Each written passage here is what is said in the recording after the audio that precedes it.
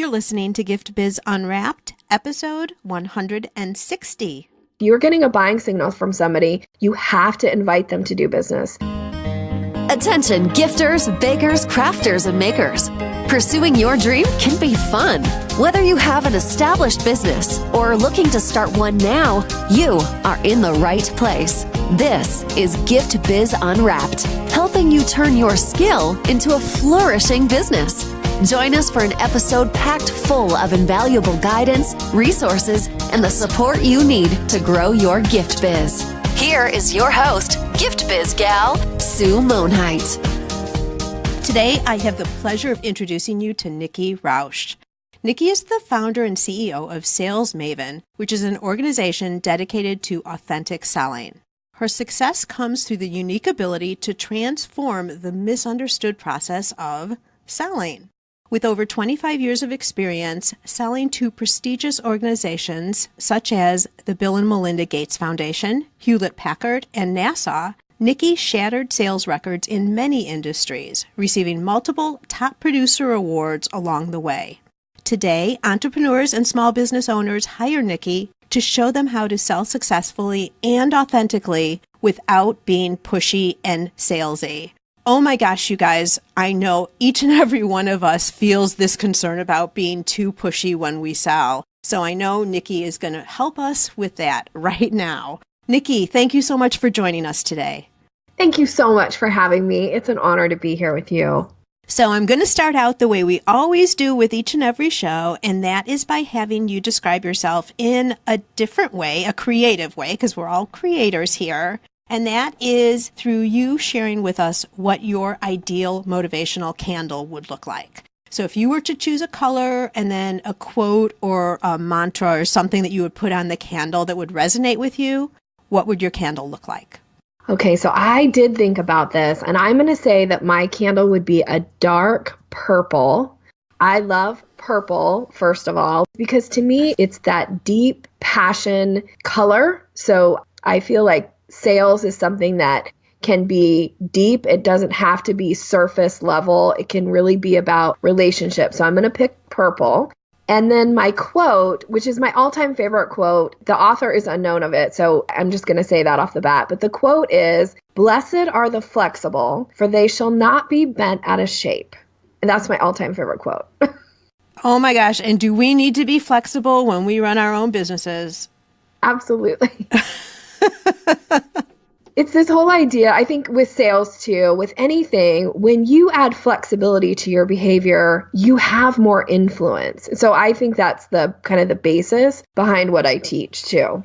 Oh, interesting. The other thing that comes to mind just about this whole concept is if you're not flexible when you're having an interaction with somebody, you're anticipating what they're thinking, and then you're going to miss signals or signs or what is actually happening and how someone that you're talking to is receiving your information. So it could totally ruin a whole deal.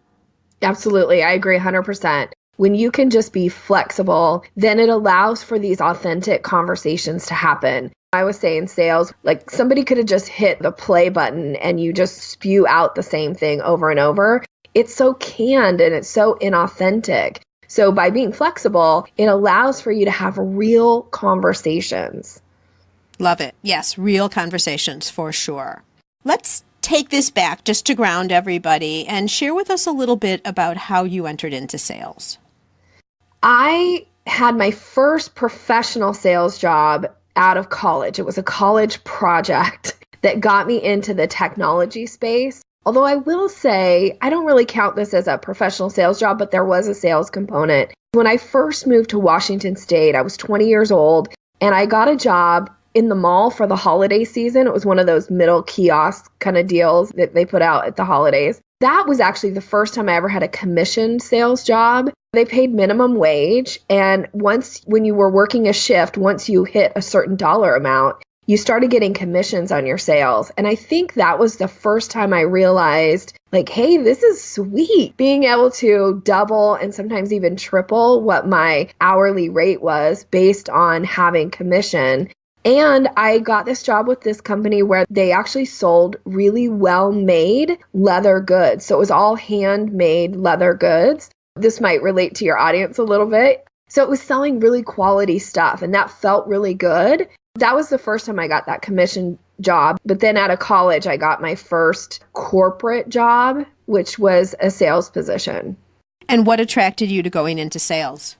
Again, it was this idea of being able to have some control over what I was making, like based on my effort putting in, I was being rewarded for that. So I liked that piece. And the other side of it was that I really am curious by nature, and I love engaging with people and building relationships. So in all of my years of sales, what I have found is it's the relationship piece for me that keeps me going and keeps me wanting to get up in the morning and work hard and build those relationships, because that has always sustained my business, regardless of who I was working for or what I was selling. When I could build strong relationships, that's where things really started to click for me. Totally agree. And I'm guessing as we continue on, you're going to be talking more and more about relationships. I wanted to bring back the idea that you're mentioning about that first job, apart from the kiosk, right? But the ability to control your own income because of how you would perform, right? Yes.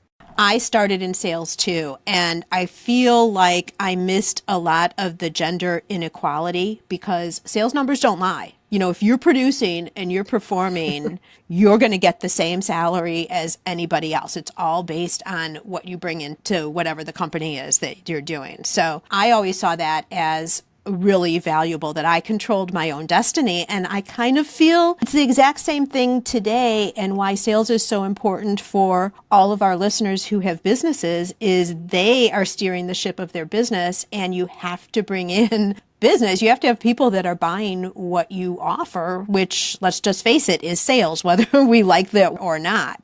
So the ability to be able to sell and control your own destiny in terms of your dollar volume still holds true, but the way to go about it is so much better these days, which is what you're talking about, Nikki, which is relationships. Absolutely. I do think there is something about like that old style of selling. Some people still talk about this, but they would say like, are you an elephant hunter? You're going out, your job is to like kill the big game and like close these huge deals. And that was never really my style. One, because I don't think you should be killing sales. They're your clients, yeah. Right? So that never felt very authentic to me. Yeah. So I do think that's a little bit of an outdated kind of approach to sales nowadays, because one is we are so much more savvy and we have information kind of at our fingertips all the time. And we have created a society where there's a lot of skeptics. So I think really the way that you sell is to show up and be authentic and build relationships, because people feel it. It's like we're making decisions based on, how do I feel about this person? And are they invested in me? And are they kind of steering me in the right direction? Or are they coming from this place of selfish? And that's where you get into that salesy, like icky feeling. But when you can show up and really care about the person that you're engaging with and want to build long-term client relationships, that's really where I think everything starts to click. And that's where you build customer loyalty as well. Absolutely. And I would also suggest that if you're talking to someone who doesn't need your services right away, they may know somebody who does, or they may be in the market and need what you do later. If they've left an interaction with you with a feeling that you were really on their side, they're going to come back to you when the time is right. 100%. I always say, put the relationship first and the sales comes. Like the sales follows the relationship. The relationship should always be the priority. And because, like what you just said, is a lot of times people don't have a need or a desire for what you want today. The other thing is people have what's called a convincer strategy. So we all have them. They're all context specific. But a convincer strategy is something where people have a certain number of times they have to say no to something before they'll say yes. And with the relationship side, when you show up, you have to be okay with them saying like, no, thank you. And then you wait for whatever kind of could change. And this is why one of the things I teach all the time is about buying signals, is that people give you signals that indicate that they're interested and that it's your job then to take it to the next step. So the no today doesn't mean that they're never going to give you a buying signal. So you do want to set yourself up to continue to be able to engage with that person in some way. Yeah, and I think so many people fall off right at that first no. They don't make another connection, whether it's a phone call or an email or whatever it is. They just stop right at that first no. I've never heard it phrased this way before, Nikki. I love it, the convincer strategy. Did you coin that yourself? No, I actually learned that through my studies. One of the backgrounds that I have in addition to the sales is I am master certified practitioner of neuro-linguistic programming, and I have quite an extensive background in NLP. And that was something I learned in my NLP studies is about this convincer strategy. The certain number of times people say no before they say yes. And I play with it all the time because I teach it. And so I play with it all the time when I'm meeting people that might give me a buying signal, but then when I invite them to do business, they say no. And I always just say to myself, when anybody says no to me, I always just say not yet. Like that's what my brain says to myself, like not yet. Yeah, it's kind of like, okay, they're at step one, right? Yeah, that's their first no. And I don't always know. For some people, maybe it is a hard no. And then, of course, I'm going to let that lie. But for some people, it might be 2 times. For others, it might be 7.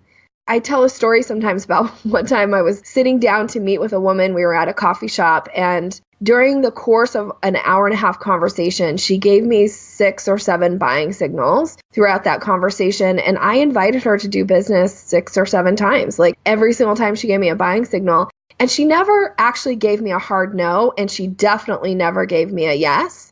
But I'm willing to ask every single time because I don't take it personal. And if somebody is indicating some interest, it's my job to invite them to the next step. Interesting. Okay, so I have a question. So 6 buying signals through the course of that interaction, and then you said you asked them at each point along the way. Share with us how you did that so it wasn't salesy, because it's not like a buying signal, okay, why don't you join my course? Another buying signal, okay, why don't you join like it's not the same. That would be salesy, right? Yeah. So how did you merge those opportunities in for them without it looking like the car salesman?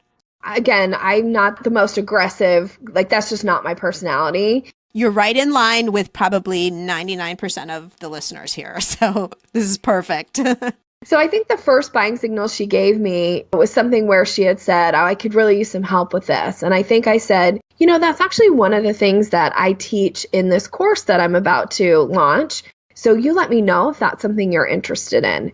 And then she just kind of kept talking, like she didn't really acknowledge it. She just kept going. So I just kept going in the conversation. And then she said something else about, you know, I really struggle with blah, blah, blah.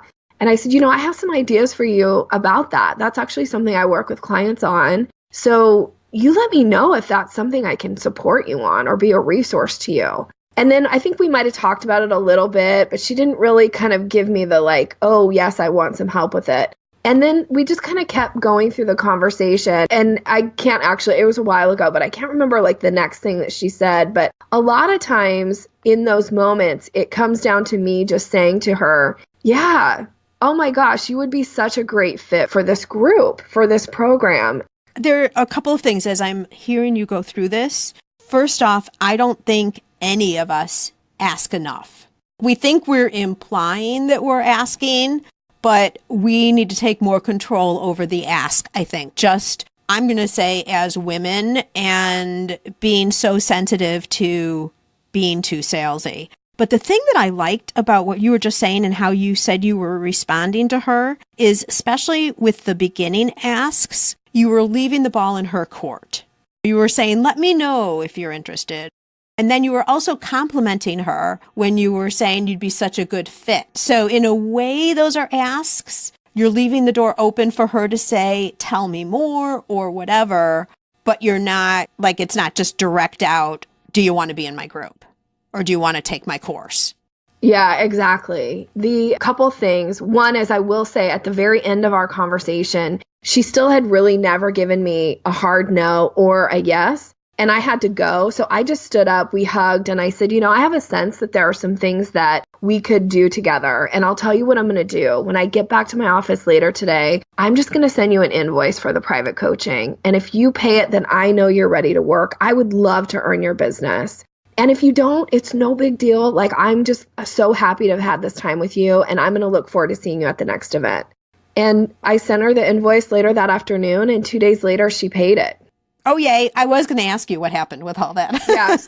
It's one of those things, like, sometimes you just have to make it really easy for people, and it should always be about them. But back to what you said too is, I find that most people think they're asking for the sale, but they're actually not. And if you're not getting the words out of your mouth, then you're missing opportunities. And not only are you missing opportunities to grow your business, but the people who don't get to work with you or buy your products, they're missing out on how amazing your product would be for them or what problem or need it's going to solve for them. And so I did have a client before she hired me. One of the things she said is, she said, Nikki, I sell to adults. And I was like, yeah, I think we all do. And then she said, well, if people want to buy from me, they'll let me know. And I said, oh no, they will not. Most people actually will not make a conscious decision to buy from you until you invite them to work with you, because they haven't even made the decision yet. Like, do I want this, or do I need this? Or is this something that I should purchase right now today? And so they'll walk away with this idea of like, oh, well, okay, I'll think about it. But they won't think about it because we're bombarded with so many other things to think about. So this is why it's so important that you ask every single time you get what I call buying signals. So if you're getting a buying signal from somebody, you have to invite them to do business so that their mind takes that moment to say, do I want this or not? And if it's not, that's fine. But if you don't ask, you'll never get yeses. Right. Give us a few ideas of what buying signals are. So some of my favorites are, and I did write a book about this, so there are 17, I think I list in my book, and there are more than that. Tell us about the book and then share with us a few of the signals. Okay, so the book is called Buying Signals, How to Spot the Green Light and Increase Sales, and it's available on Amazon and iBooks and all that. I know you are ready and waiting for Nikki's buying signals, and we're going to do that right after a word from our sponsor. This podcast is made possible thanks to the support of the Ribbon Print Company. Create custom ribbons right in your store or craft studio in seconds. Visit theribbonprintcompany.com for more information. So I'm going to give you two. I'm going to give you one that seems really obvious, but people miss a piece of it. And then I want to give you one that's less obvious. So one buying signal is when people ask about your pricing. Like, it seems really obvious, right? Like, well, of course that's a buying signal. Unfortunately, though, most people just answer the question like, oh, it's $30 and leave it at that. But you have to say it's $30. Is that something you'd be interested in? Or it's $30 and I would be happy to get that wrapped up for you. You don't skirt the issue and explain why the price is what it is or try to justify the price. You just go directly with what the cost is and then ask for the sale in a nice way. Yes. The other thing I will say about pricing, and I say this a lot, is if somebody asks you about pricing and your response is, it depends, we need to have a private conversation, because it depends, even if there's a part of you right now is like, but Nikki, it does depend. That is not a valid answer to that question. So even if you give a price range, so the products range anywhere from $10 to $15 or $10 to $180, I don't care what it is. And then you have to follow up. So the prices range between $15 and $180. Is there something in particular that you're interested in? That's the invitation piece that you follow up with. So yeah, with pricing, you have to have a real answer. Yeah, I think you start looking questionable if you're vague, especially with pricing, because it's always such a sensitive issue. And you're virtually saying that you give a real answer, even if the range is broad, and then ask them a question. See if you can give them an invitation. That's beautiful. So you see a buying signal, you respond to that signal, and then you invite them. So that's the system. Dun, dun, dun.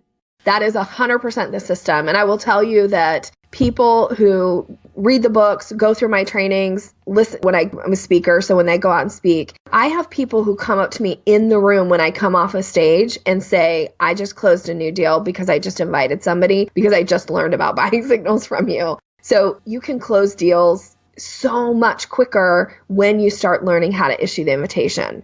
Beautiful. This is something that every single person can take away and start implementing today. Yes. Fabulous. Please implement. Yes.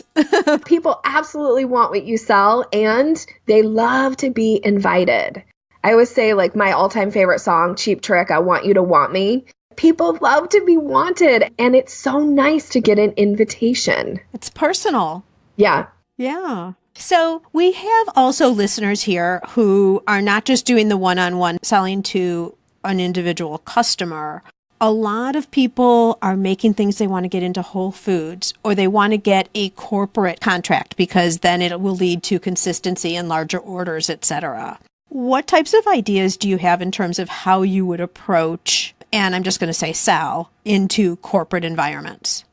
So I have a couple thoughts around that. The first and easiest way to open doors is to use your network. And most people don't do this very effectively. Introductions are the number one way to get doors open for you. And even if there's a part of you that's thinking like, I don't know anybody at that company, you don't have to know anybody at that company. What you need to know is who are the people that know you, who like you, who believe in you, who would be willing to make introductions, because sometimes this one person who will introduce you to this other person who will then introduce you to the person you actually want to get to. And most of us feel uncomfortable asking people to make introductions because we think, oh, that seems really self-focused and they're going to think I'm being inappropriate. And they forget that for most of us, it's actually a gift to let somebody support you and do something kind for you.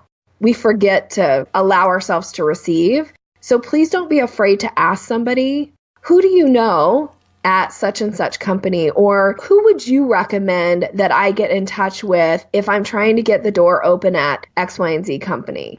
Yes. And this is perfect. And I'm going to give an example of our Chamber of Commerce here. We've started doing this, and I don't remember who it was who first stood up and did this, but by way of example, they got up and they said, I'm looking at getting into talk with marketing people at Crate and Barrel. Okay, if anybody knows anybody or has any linkage, not even in the marketing department, but with Crate and Barrel, could you please let me know? And that then led to other people doing the same thing, and now it's kind of a culture within our group. I love this. It's so powerful when you can do that and when you can ask your network to make introductions for you. And I would even say, like, I mean this sincerely, more so than ask, who do you know? Ask, would you be willing to make an introduction for me? Because when that person that they know reaches out to them, you have such a higher likelihood that they'll respond than if you just call them cold. Absolutely. So that's face-to-face, but then also, what about LinkedIn? I just had this a couple years ago. Somebody wanted to apply for a job, and he reached out to me. It was somebody I knew. I knew him well enough that I would recommend him. And he said, Nikki, I see that you have a connection at this company, and I'm interviewing at this company. And I'd like to see how many doors I can open to increase my chances of getting this job. And the truth was, I didn't really know the person he was asking me to connect with that well. I think I had met him one time in person. Yet I really liked this person, and I felt like, gosh, I'm willing to do this, even if it feels a little bit like, oh, I don't know if he's going to even be happy to get a message through LinkedIn from me. But I'm willing to do it because I really like this person who's asking. And I did reach out, and actually the person responded right away, and he was like, oh, I know who he should talk to. He should talk to this other person. And so it did actually open a door, and it was all because he asked. Right. That's a perfect example of the way to use LinkedIn, too. It's a great demonstration. Totally. All right. So warm leads, if you're going for some type of a corporate account, and Gift Biz listeners, a lot of times you're saying, okay, I want to get into corporate. Okay, that's too general. Like, which businesses could you really serve with your product? What are you actually trying to do? So then you target maybe 3 businesses and then try and find a warm connection in an introduction, like Nikki's saying. So let's say we get that warm introduction. Then what happens from there? So the next thing, what you really want to do is you want to be able to get this person either a face-to-face conversation. That's the best case scenario, right? The second best is on the phone. And so a lot of times these introductions are going to come through LinkedIn or they're going to come through email. So the next step that you want to take is you want to make it really easy for somebody to get on the phone with you. or get face-to-face with you. And so this is actually a technique that I teach, and it's one of my favorite techniques. I use it all the time, and I do get face-to-face and voice-to-voice conversations using this technique, is when I reach out to the person. So let's say that, Sue, that you introduced me to so-and-so responds, and then I'm going to respond back to we're just going to call her Liz, just to have a name. So I'm going to respond back to Liz, and I'm going to say, Liz, thank you so much for responding. It would be so great to set up a time just to jump on the phone for a few minutes or meet face-to-face, whichever works best for you. Now, here are 3 possible times in case one of these works in your schedules. And what you do is you give a range of time for that person, and you give 3, because 2 is not choice, 3 is choice. So you're going to say Thursday, anytime between 8 and 10. So you give a window of time, not just like at 8. And you do it 3 times. And then you say, of course, if you prefer something else, please let me know what works best for you. And the reason you give these 3 windows of time is because then you're making it really easy for that person to look at their calendar and say, not available that time, not available that time. I am available Friday at 10. Because we just want to make them actually look and see if there is a time that they're available. But a lot of times people will send a message and say, please let me know a time that works best for you. And I know that the intent is to be really helpful, but that's not helpful to the other person. What's helpful is to give them some windows of time so that they can say no, yes to you versus like, okay, well, let me look at my calendar and pick out windows of time to send back to you. And then you tell me if that works for you. It's too many back and forth. So you want to make it really simple. And when you give people 3 times, this really is the number one way that I get people out of email and on the phone or face-to-face. Perfect. Yeah, because if you just to say it as general as you're suggesting, you're giving them then a project. Who has time for another project? Plus, they're not feeling that great. Like, who is this person? Why am I going to have to take my time now? So the easier you can make it, the better. Yeah, and they won't take their time because let's be honest, anytime you try to add something to somebody else's to-do list, they will resent you for that. Oh, yes. Don't add to their to-do list. Make it really simple for them to say, this time works for me. Yeah, it's like people who will call you on the phone and leave a message and say, call me back at this and this and this. Don't give you the topic. You don't know who they are. Why am I calling them back? Are you kidding? Yeah, I refuse to return those calls. Yeah, they get a silence from me too, for sure. Yeah. Okay, and then what is the purpose of that first phone call or first face-to-face? So the purpose is to understand, first of all, what are they doing, or is anything related to your product or your service, how can you benefit them in some way? And it has to be about them. So go in with some questions prepared and have done your research, frankly. Like, you can't just walk in cold, especially to a corporation. You need to have done some research, and you might have some ideas, but again, be flexible in your approach. So go in, and I would open it and say, now, in order for this meeting to be productive and meaningful for you, what are the things that you would like for this meeting to focus on? Or what's one thing that if you could get out of this would have made it worth your time? So I'm going to check in with them. And then I'm going to say, and if it's okay with you, I'd like to start with asking you a couple quick questions. Is that okay? So I'm always going to ask permission before I dive into questions because it's about building rapport. So ask that and then have a couple questions prepared that lead into your product, right? Or how your product would benefit them in some way. Now, don't start selling. Start asking questions. Be curious. Be interested. Be a good listener. And find out what's going on in that organization and how might your product or service benefit them. And this is just like an inquiry, right? Like, we're just kind of trying to get to the crux of the matter here to find out how we can support them. And then once you kind of have some ideas and be taking notes, then you might say, I do have some ideas for you on ways that my product or my service might benefit your organization. Is it okay if I just share a few of those with you now? So again, I'm going to ask permission before I dive in and start selling. And then you move to that kind of that next phase. Now, if it's something where they want a proposal from you and you had this great conversation and now it's time for you to put together a proposal, or they want a quote on what it would cost them to get, right? here's what you want to do. You want to say, okay, I'd be happy to go back and put this proposal together for you.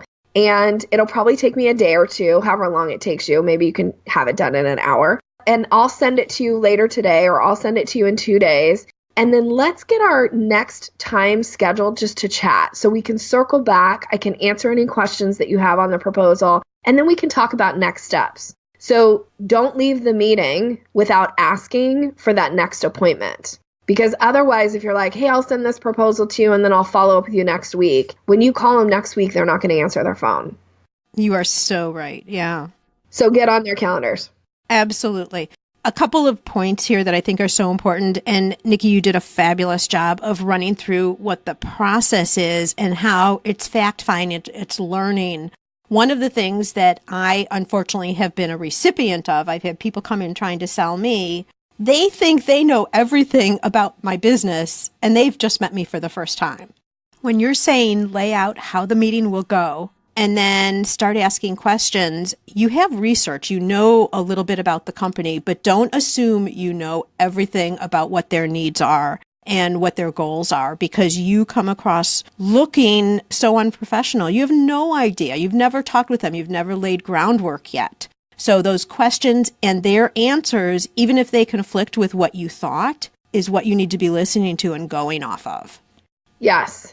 Sometimes we ask questions and our tone of voice indicates that we already think we know the answer. It's a terrible thing to do as a salesperson. When you're asking questions, your voice quality, your body language, if they can see you, your facial expressions should convey curiosity, interest, not like, so I'm suspecting, and how you phrase it too, right? Like if you say, so I'm suspecting that you guys would probably need this. That's a little too, ugh, I hate that. So instead you want to say is, so I'm wondering if this is something that you might need. It's different than saying I'm suspecting, because now it sounds like you have an agenda and you already know the answer and you're just asking them to validate what you know. It's just not a good rapport builder. And there may be cases when you honestly don't have a product or service that fits what their needs are. Yes. And that's completely okay. It is 100% okay to say to somebody, after this conversation, I get a sense that maybe what I'm doing is not the right fit for you. And I so appreciate your time. And if something were to change in your organization, I would love the opportunity to earn your business. Or if I could just be a resource to you in some way, or maybe even connect you with somebody else who I think might be a better fit. Perfect. People trust you that way. Yeah, being a conduit to their solution puts you in such a good light. Maybe it's not even their business. Maybe the person that you're talking to has a friend in another company who needs your services or your product. You just never know where things are going to lead. Yeah, I cannot tell you how many times somebody has not wanted what I offer, but have recommended other people to me and referred other people to me because for whatever reason, it was the product I was selling, it wasn't a good fit for them. Or even now, sometimes people are like, I'm not really interested in upping my sales game, but I do know some people who would benefit from it. And they send them my way as referrals, even though they've never done business with me, because they liked our interaction and it felt good. And I really do care about the people that I engage with. And I'm hoping that comes across. Well, if you talk with other people like you're talking here today, it definitely does, because I can sense that vibe the whole time we've been talking. Thank you. You brought up referrals. In that conversation just now, it's more just a natural referral happening where then someone contacts you.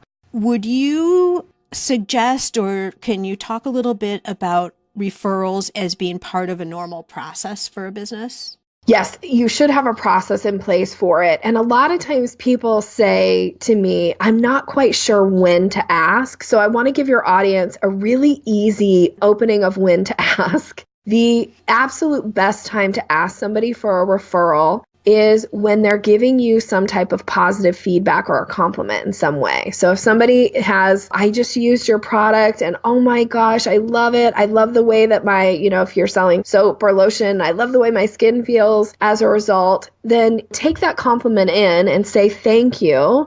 And then say, now, is it okay to ask, who else do you know that would benefit from this product? And would you be willing to introduce me, or would you be willing to introduce them to the product, whichever makes sense for you? So when you're getting a compliment, positive feedback from somebody, they take the time to write you an email telling you how awesome your product is or your service.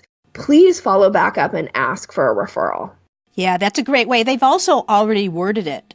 So I think some of the hardest things about referrals or testimonials is, okay, man, I'd love to, but again, it's a project. You've been given a project, right? But if you've already said something, could you repeat that? Could you say that? Could you put those same words here or wherever it would be? So it makes it so much easier. The other thing, I just want to bring this up, Nikki, because it's been working so well, and I think the audience will appreciate it, is I've been suggesting to people that if they are out and they're exhibiting at trade shows or they're at a craft fair and somebody comes back and says, oh my gosh, I'm so glad you're here. I bought from you last time. Just the whole testimonial, like you say, I tell them to see if they can get them on video. They're right there at your booth. Oh my gosh, would you be willing, if I just pull out my phone, would you just say that into the phone for me that I could then use as a testimonial? And I've not had one person say no. And I've had several other people do it too, just right then and there, just super casual. Now, you can't use all of them depending on the audio quality and all of that, but it's a great way to capture video testimonials. 100%. And really what that is when somebody is doing that, right, and you're acting on it in the moment, in a sense, you're acting on back to where we started with buying signals. Now, it might not necessarily, although it may be a buying signal, right, that they're ready to be a repeat purchase, but it's the very best time to ask for that next step. And you do it in the moment. And like what you just said, Sue, is that you are making it so easy for that person. Like you're just going to pull out your phone and do it right there versus asking them to go back to their office and write it all down. Even if they don't want to be on video, you could ask them to just talk into the recording, and then you could go and have it translated. You could translate it yourself, send it to them for their approval, and then now use it as a testimony on your website. Oh, that's a great idea, Nikki. Make it so easy for people. The easier you make it for people to do business with you and do whatever it is that you want them to do, the more likely they are to say yes. Absolutely. Let's switch this just a little bit, and I'd be very curious to know what you think about sales as it relates to social media. It's so interesting that you asked me that. I actually wrote an article. I send out a weekly sales tip every week to my community. And so last week was using social media to sell was the topic. So it's funny that you asked me this. I feel really strongly that social media should be used for building relationships and building that know, like, and trust factor. So I'm not a big fan of just posting like, who wants to buy XYZ from me right now? It's like, it feels kind of, ugh, and we're kind of sick of it. And so many people are doing it on social media. So instead, think about how can you build a community? Now, that doesn't mean that you should never ask for a sale on social media. I'm not implying that. But I just saw somebody post yesterday in a group after somebody sent out an email where she actually referenced me and about asking for the sale. So now I feel kind of guilty about this. But she just put out this broad thing and said, okay, I'm just going to ask everybody who wants to buy from me. Oh, dear. And I was like, that's so impersonal. That's so impersonal. Well, and it's a great way to get kicked out of a group, too. Yeah, who wants to buy from me? There's nothing about that feels personal, that feels about relationship at all. That's just about me trying to sell my stuff, and it doesn't feel good. So on social media, now I will say that people do get buying signals on social media, right? I actually got a really great corporate gig out of this one time. Somebody had shared something about me on social media. So it wasn't me sharing something about me. She had shared something about me and the work that I do.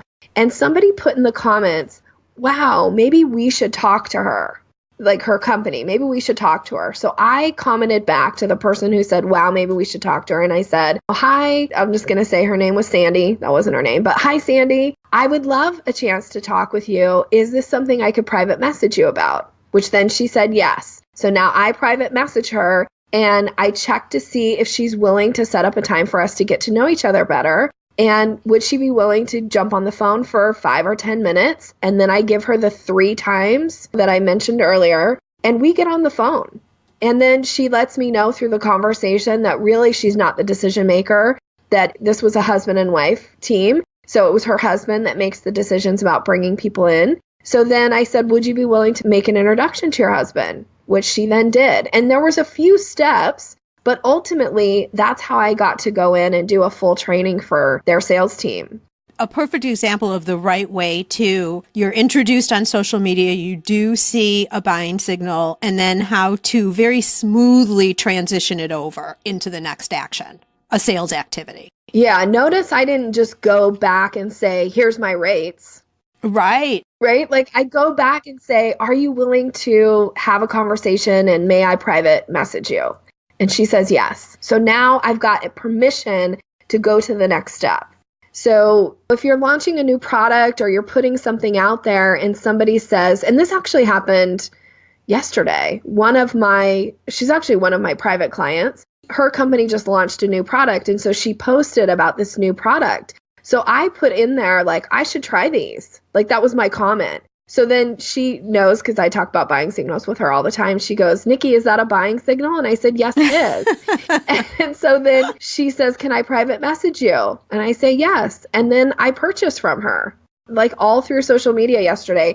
But it wasn't like, it was just, here's the new product. It wasn't like, here's the new product, place your orders. It was like, here's the new product. And then people started commenting. And actually, I've been watching her, and she's sold a ton of it because she knows how to do this follow-up, and she does it in a really kind, authentic way. Right. And what she didn't do is say, okay, for you, Nikki, and anybody else who's interested, here's the link, like blasting it out so direct like that. It was always taken off social media or through DMs or whatever. That's a really nice approach. Yeah, now it becomes relational, right? This is a one-to-one selling opportunity. And I know there's like people out there like, I'm too busy to not just send people to a link. Well, then you might be too busy to make the sale too, right? Right. You may not be busy very long. Yeah. So, Nikki, what do you think of, I go down my feeds all the time, and there are businesses that I don't know that have sponsored ads that are going directly to a sale. They must be working to some extent because I keep seeing them over and over again. So Facebook ads on social media to a cold audience going directly to a sale. What do you think about it? I think you have to be willing to invest a lot of time and money to get any traction with that. So it depends. I think if you have a large marketing budget, then maybe that's the way for you to go. I think you have to commit a long period of time. I do actually think it's faster to build relationships with individual people and work towards closing sales or build a community. One of the things I did last year, and it was a great way to introduce people to my work, people who maybe hadn't been exposed to what I do, is I did a free 5-day challenge where in the 5 days I went live inside a private group and I gave training content. It was less than 15 minutes each day for 5 days. And I gave good stuff. Like, I don't play my cards close to my vest. I always say, like, I just give. And I wasn't selling during that time. Here's this challenge. You implement these techniques, your sales are going to grow.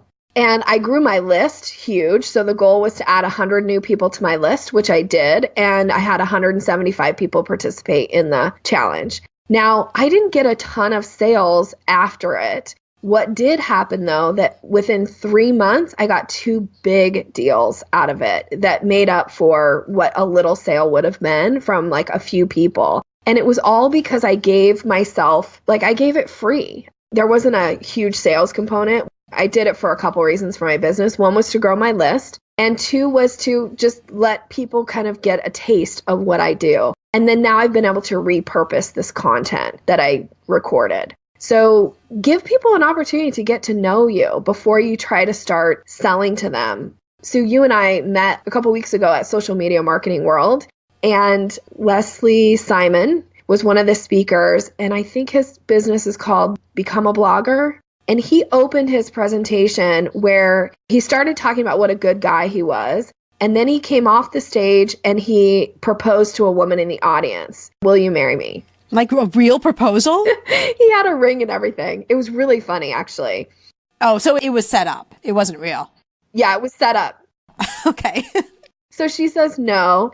And then his point is that so many of us on social media are doing this. We're like, somebody knows they're sitting in the audience, and because they're sitting in the audience, we just go in for the sale right away, which in his case was go in for the proposal. And then people are turned off by it. So instead of always just going in and selling, be of service, give something of value, be useful, share information, or give something for free so that people get exposed to your product, your service. Let them get a taste of what's possible for them. So it makes them know, like, and trust you. And then now they want to take the next step.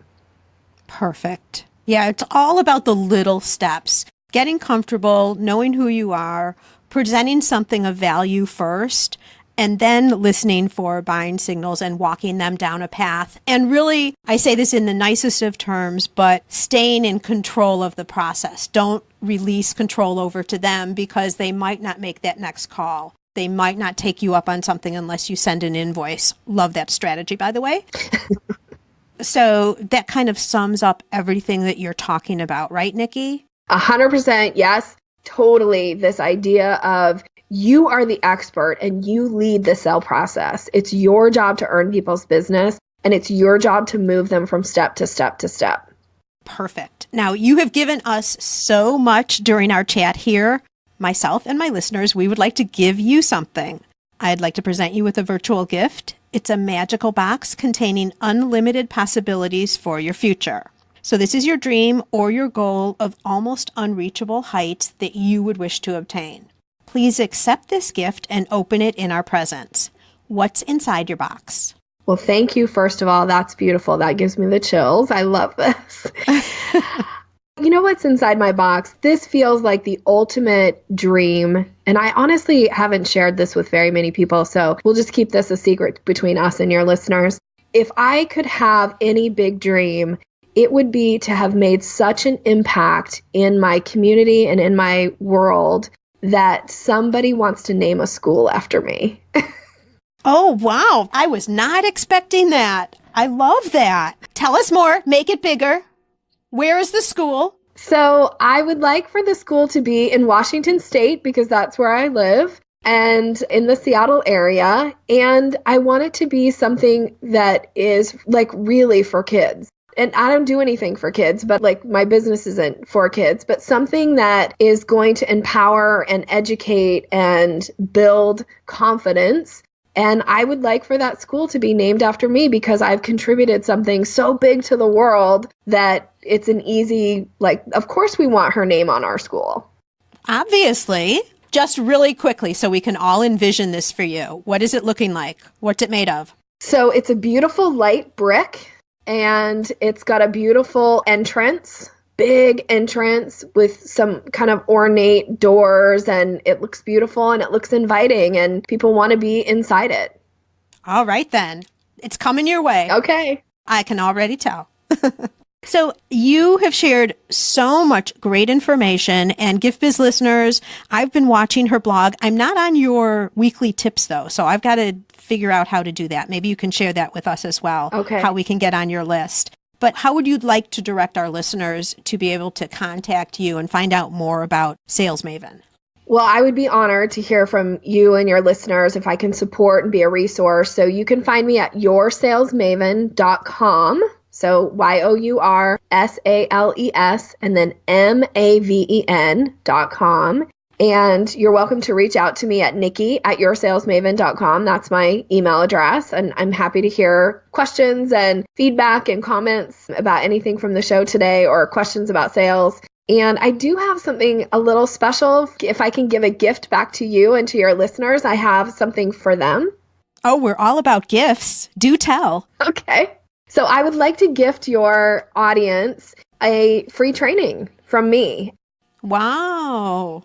It's a 7-minute training. So it's fast, it's quick, and it comes with a manual. So you can watch it as many times as you want or once. And the content is navigating difficult conversations. So if you've ever been in a conversation with somebody where you'd like to have more influence, but whatever you say, the person has this counter kind of response. So you say black, they say white, you say yes, they say no. Some of these people live in your house with you right now, and some of them are clients. So if you want to have more influence in a conversation, this is for you. It's called Navigating Difficult Conversations. And the way that you can get it is you go to yoursalesmaven.com/GBU. So Gift Biz Unwrapped. So yoursalesmaven.com, GBU. You can download that. That will also add you to my weekly sales tips. So you get the training, and if you don't want the weekly sales tips, you unsubscribe. If you want the weekly sales tips and you like those, you'll start getting them right away.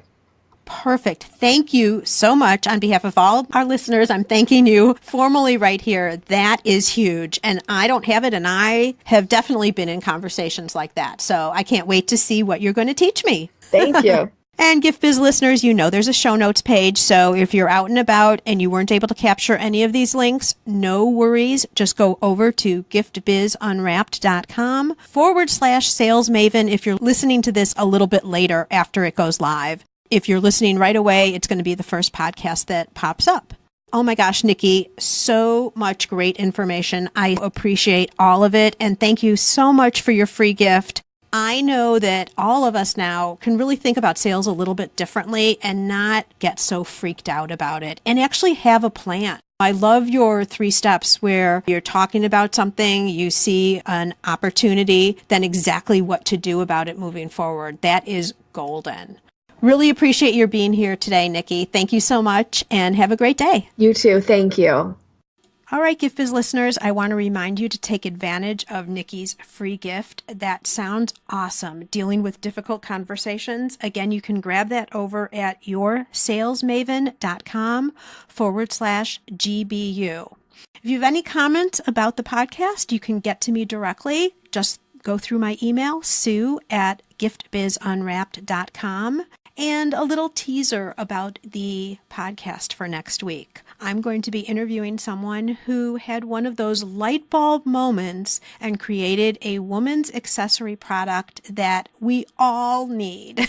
When you hear her story and what her product is, you're going to be like, oh my gosh, yes, I've had this problem too. So that's all you get to know until you tune in next week on Gift Biz Unwrapped. Bye for now. This episode is all wrapped up, but your Gift Biz journey continues. It's your time to experience the pride and satisfaction of turning your passion into a profitable business. Join the Gift Biz Builder program and access valuable lessons, worksheets, and live Q&A sessions addressing your specific challenges. You also have the opportunity to connect with a community of Gift Biz builders just like you. Head over to giftbizunwrapped.com/giftbizbuilder and get started today. And until next time, happy business crafting.